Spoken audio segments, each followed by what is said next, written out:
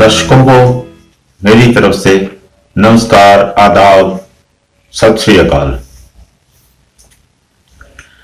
Corona virus को लेकर के सोशल डिस्टेंसिंग की जो बातें हो रही थी, दरअसल होनी तो चाहिए थी वो फिजिकल डिस्टेंसिंग की, लेकिन हो गई है अब ये सोशल डिस्टेंसिंग की, यानी एक समाज को दूसरे समाज से जुदा करने की बात। माफ कीजिएगा, ये मैं जो शब्द कह रहा हूं ये बहुत सोच समझ के कह रहा हूं, क्योंकि कुछ ऐसी खाइयां खोद दी गई हैं, कुछ ऐसी दीवारें खड़ी कर दी गई हैं जो आपसी भाईचारे में कहीं ना कहीं विघन डाल रही है। लेकिन एक और बहुत ही हैरानीजनक तस्वीर सामने आ रही है। एक महिला की फोटो जो है इस समय ट्रेंड कर रही है नेट पे। उस महिला को एक खड्डे को पार करवाने के लिए एक बहंगी के सहारे रस्सियों से बांध करके ले जाया जा रहा है। कितनी हैरानी की बात है। उड़ीसा और आंध्र प्रदेश के बीच दीवार खड़ी कर दी गई है और खड्डे खोद दिए गए हैं, यहां तक कि उन खड्डों को कोई आदमी गाड़ी से तो क्या पैदल भी पार नहीं कर सकता। माना के देश के पूर्व प्रधानमंत्री हरदमहल्ली देवेगौड़ा के पोते की शादी में शरीक होना एक बहुत सम्माननीय बात हो सकती है, लेकिन उस राज्य के मुख्यमंत्री को एक बार तो ये सोचना ही चाहिए था कि इतनी भीड़ जुटाने का मतलब क्या है, और फिर अगर ऐसा होता है तो सोशल डिस्टेंसिंग के क्या मायने रह गए हैं। वहां पर इस सोशल डिस्टेंसिंग का कोई मतलब नहीं होता, लेकिन अगर किसी गरीब महिला को, किसी गर्भवती महिला को अस्पताल जाने के लिए एक वाहन की जरूरत है तो वो वाहन भी नहीं ले जा सकती और पैदल भी नहीं जा सकती। जरा बताइए कि ऐसी सोशल डिस्टेंसिंग का क्या मतलब है। आपको हैरानी हुई ये जानकर कि तमिलनाडु और आंध्र प्रदेश की सीमा पर भी बहुत बड़ी बड़ी कुछ दीवारें खड़ी की गई हैं। हालांकि ये कितनी बड़ी हैं इसका भी कोई ज्यादा अंदाजा नहीं है, लेकिन दीवारें हैं। और वहां से सड़क के मार्ग से एक राज्य से दूसरे राज्य में जाना बहुत मुश्किल हो गया है, मानो बर्लिन की दीवार खड़ी कर दी गई हो। और आपको ये भी पता होना चाहिए, ये आइडिया सबसे पहले डोनाल्ड ट्रंप ने दिया था। उसने अमेरिका में लोगों को एक दूसरे से दूर रखने के लिए इस तरह की योजना जो है वो हम बताई थी। हमारे यहाँ भी जहां हम रहते हैं, हम लोग मोहाली से चंडीगढ़ नहीं जा पा रहे, ऐसी ऐसी नाकाबंदी कर दी गई है। तो ये है सोशल डिस्टेंसिंग। तमिलनाडु की सीमा को सील करने से एक तो बहुत अजीब सी स्थिति पैदा हो गई है, क्योंकि जिला वेलूर में बहुत बड़े सुपर स्पेशलिटी हॉस्पिटल्स हैं, लेकिन वहां पर आप लोग दूसरे राज्यों से नहीं पहुंच पा रहे हैं, वहां की सेवाएं नहीं ले पा रहे हैं। यहाँ हरियाणा में देख लीजिए, फरीदाबाद से आगे दिल्ली जो है पूरी तरह से बंद कर दिया गया है। वहां पर भी लोग अब अस्पतालों की सेवाएं नहीं ले पा रहे हैं।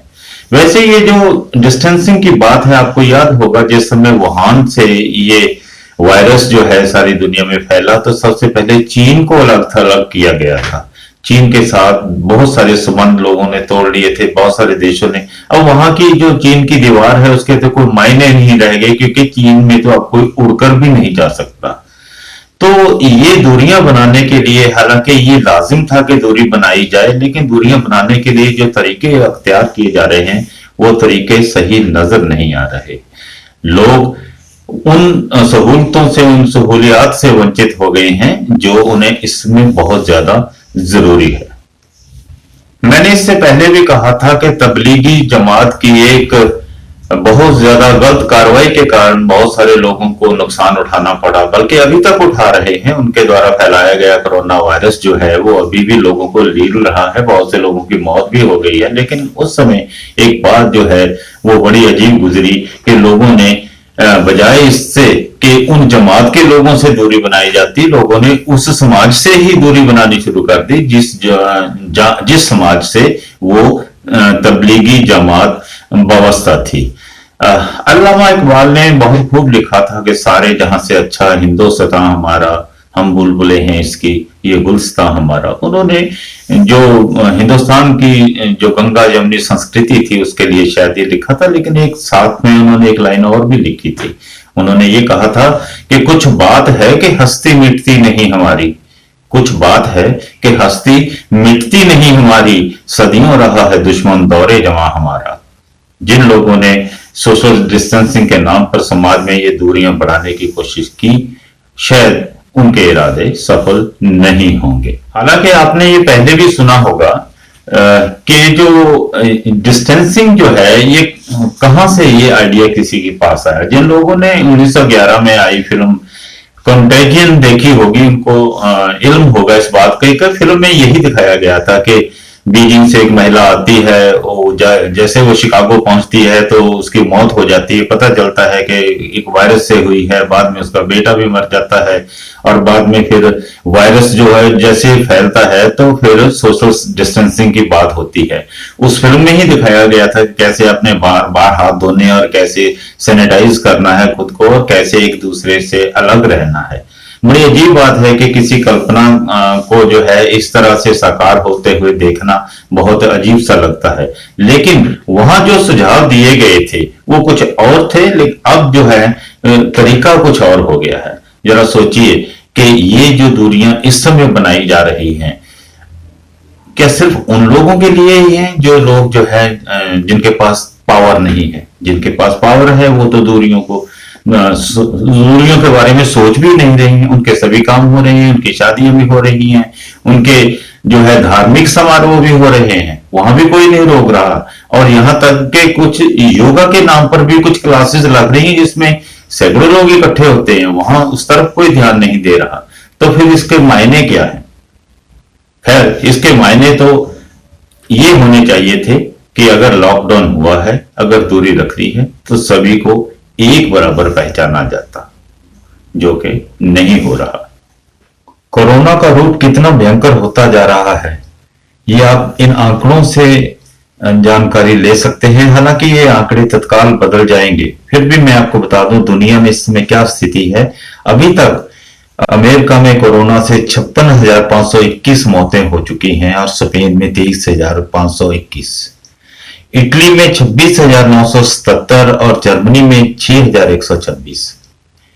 यूके यूनाइटेड किंगडम में 21,092 मौतें अभी तक कोरोना से हो चुकी हैं, जबकि फ्रांस में 23,293 मौतें हो चुकी हैं। मेरा कहने का तात्पर्य यह है कि दुनिया के नामी गिरामी देश जो अपनी तरक्की के बलबूते पे सारी दुनिया को नीचा दिखाते हैं, आज वहां स्थिति यह है कि वहां पे कोरोना वायरस के कारण हजारों लोग मौत के मुंह में समा गए हैं। जहां तक भारत का सवाल है तो भारत में अभी तक 29,451 मामले सामने आए हैं, जिनमें से 939 मौतें जो है वो हो चुकी हैं। और ये भी बताया जा रहा है कि अभी तक 7,137 कोरोना के मरीज जो है वो ठीक भी हो चुके हैं। भगवान ना करे ये आंकड़ा आगे बढ़े, लेकिन क्या करें, कोरोना चल रहा है तो आंकड़े बढ़ते ही जा रहे हैं।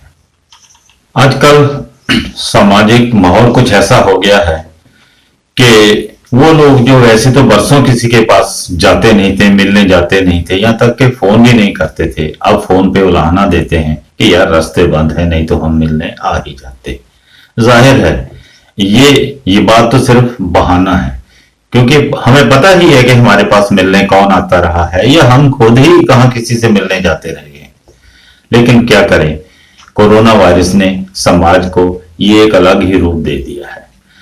मैं भी जाने से पहले आपको एक शेर सुनाता हूं जो ऐसी ही दूरियों पे मबनी है कि अभी कुछ दूरियां कुछ फासले बाकी हैं, अभी कुछ दूरियां कुछ फासले बाकी हैं, पल पल सिमटती शाम से कुछ रोशनी बाकी है।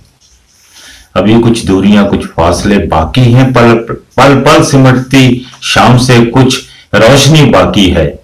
हमें यकीन है वो देखा हुआ कल जरूर आएगा, अभी तो हौसले वो यकीन बाकी हैं। सत श्री अकाल।